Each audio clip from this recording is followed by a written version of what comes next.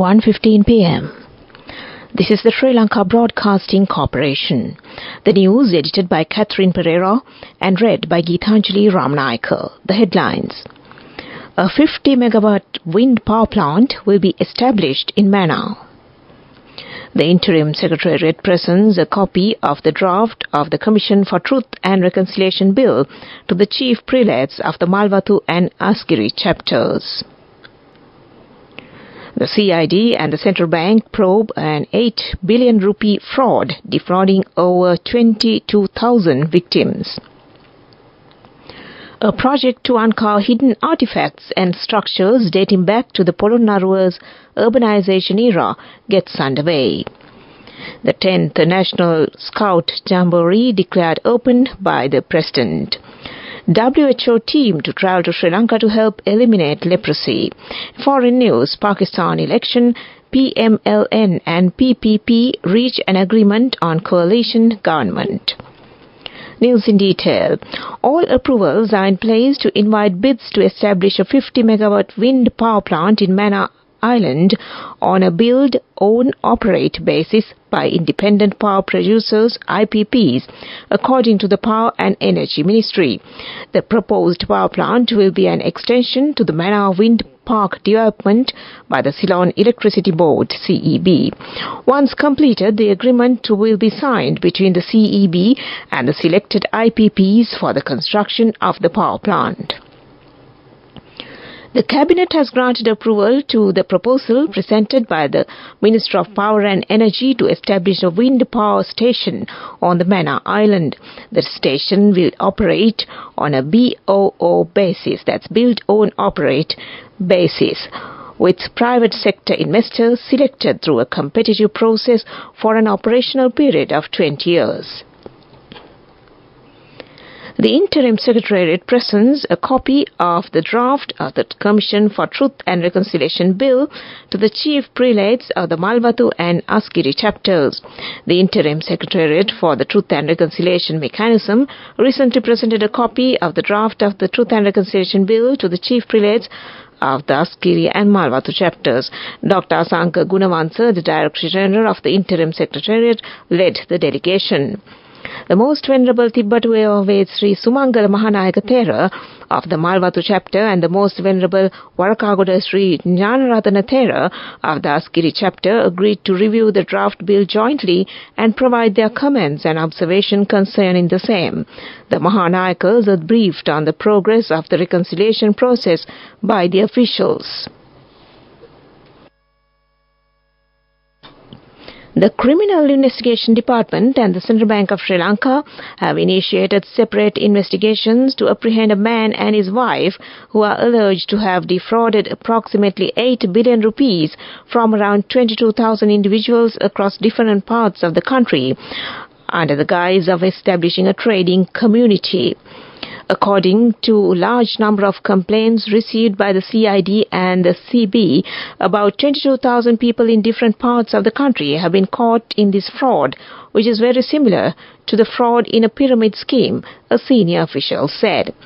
Initial investigations revealed that the suspect had promised individuals that a scheme aimed to establish a trading community and acquire dollars for the country by distributing educational packages worth millions of rupees to various people. It is said that this person has also stated that funds will be invested in a company in the United Arab Emirates and the commission received will be given to the people who invested. This news broadcast comes to you from the Sri Lanka Broadcasting Corporation. An exciting new archaeological project is delving into the depths of Polonnaruwa, Sri Lanka's ancient capital city. Utilizing cutting-edge ground-penetrating radar technology, the project aims to uncover hidden artifacts and structures dating back to the Polonnaruwa's urbanization era. A team led by Dr.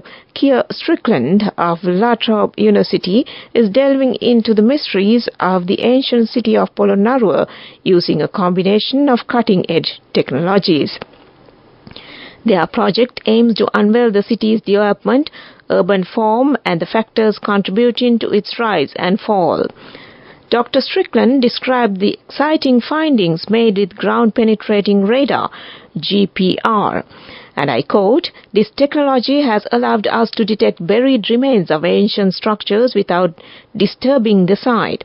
We are seeing signals from buildings, tanks, ponds, and even furnaces, offering a crucial glimpse into the city's layout with excavation," unquote. President Ranil Wickremesinghe, in his capacity as the Chief Scout of Sri Lanka, declared the 10th National Scout Jamboree open this morning. The National Scout Jamboree is being held in Trincomalee with the participation of 11,500 scouts from Sri Lanka and 28 other countries, the President's Media Division reported.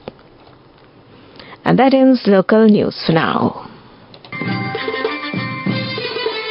The main news story is brought to you by Sinhala Mahatmya.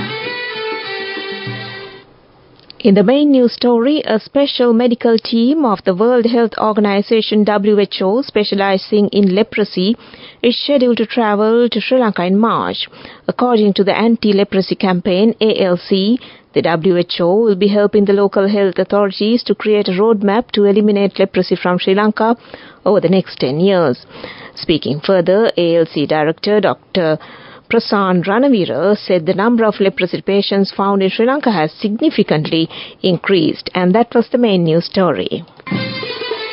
The main news story was brought to you by Sinhala Mahatmya. Now in Watchlight this afternoon. In light of the prevailing hot weather conditions in the country, medical experts strongly advise individuals to minimize their exposure to sunlight and to drink plenty of fluids on a frequent basis. Senior consultant physician Dr. Anand Vijayavikrama stated that it's highly advisable for people to prioritize hydration by consuming natural beverages such as water, king coconut, while steering clear of artificial drinks. He also reiterated that children, expectant mothers, the elderly and those taking treatment for various illnesses are at risk of dehydration due to the extreme temperatures. And that came to you in Watchlight. Coming up, World News.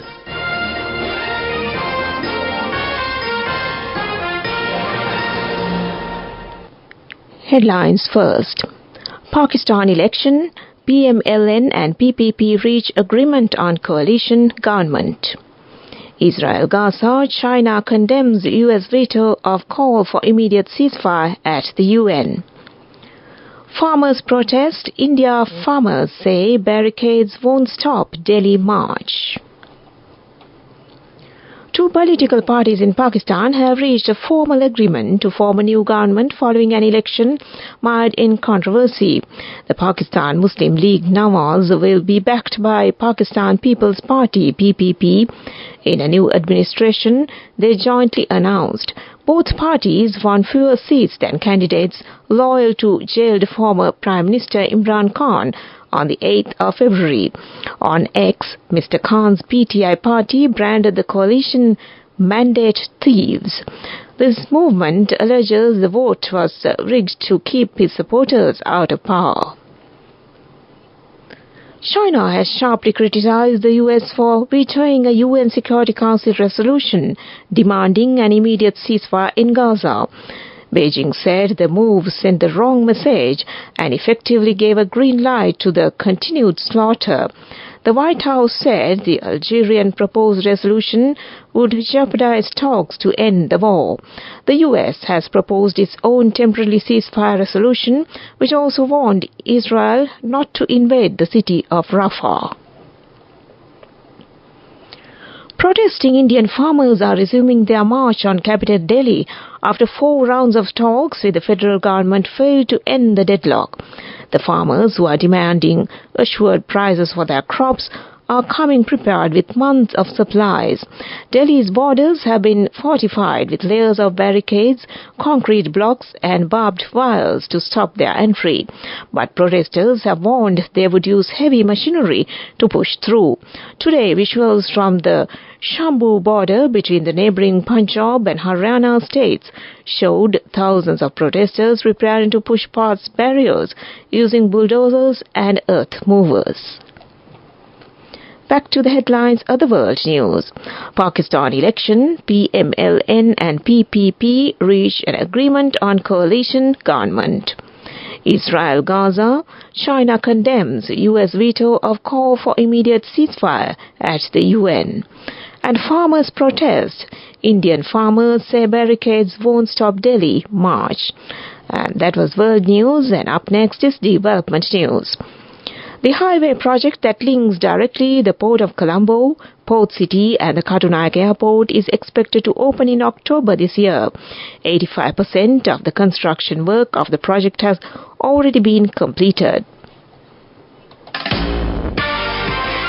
Moving on with sports news. The Sri Lanka Cricket Institute has decided to issue additional 2,000 tickets for the third T20 match to be played today due to the high demand from the cricket fans.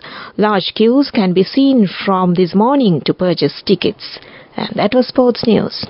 Go ekak thiyana youth eකට life එකේ change එකට නියමෙට set වෙන්න ඇස් වහගෙන දැකපු හින හැබැයි කරන්න youth එකට නියමෙට set වෙන්න friendship එක මෙන්න. The all new NSB Ithru account, NSB IM, a plan for your dream. Business news sponsored by National Savings Bank, the safest place for your money. India's Calicut International Airport may soon have direct air links with Kuala Lumpur, Bangkok and Colombo if the assurances made at a meeting of people's representatives and airport airline officials held in Karipur on Monday are implemented. Malaysia's budget airline Air Asia has evinced interest to operate services from Karipur to Kuala Lumpur and Bangkok, while Sri Lanka's low-cost airline Fitzair has come forward to fly between Colombo and Karipur. Business news sponsored by National Savings Bank, the safest place for your money. Go ekak thiyana youth එකට life එකේ change එකට නියමෙට set වෙන්න ඇස් වහගෙන දැකපු හින හැබැයි කරන්න youth එකට නියමෙට set වෙන්න friendship එක මෙන්න. The all new NSB Ithru account, NSB IM, a plan for your dream. On to economic news. The Sri Lanka-Pakistan Business Council, SLBC, of the Ceylon Chamber of Commerce in collaboration with the Pakistan High Commissioner in Sri Lanka led a 10-member business delegation to the 3rd Expo Engineering and Healthcare Show in Lahore recently. That was economic news. Weather report. Showers or thundershowers may occur at a few places in the Kalutara, Gaul, Mathura, Ratnapura and Nuwara districts in the evening or night. Mainly fair weather will prevail elsewhere. Misty conditions can be expected at some places in the central and Sabaragamu provinces during the morning. Well, that was the weather report, and prior to concluding this news broadcast, the headlines again. A 50-megawatt wind power plant will be established in Mannar. The Interim Secretariat presents a copy of the draft of the Commission for Truth and Reconciliation Bill to the Chief Prelates of the Malvatu and Askiri chapters. The CID and the Central Bank probe an 8 billion rupee fraud, defrauding over 22,000 victims. A project to uncover hidden artifacts and structures dating back to the Polonnaruwa urbanization era gets underway. 10th National Scout Jamboree declared open by the President. WHO team to travel to Sri Lanka to help eliminate leprosy. And in foreign news, Pakistan election, PMLN and PPP reach an agreement on a coalition government. Well, with that, we end this news broadcast from the Sri Lanka Broadcasting Corporation and handing over the microphone back to Satya on the other side to keep you entertained this Wednesday afternoon. Over to you, Satya.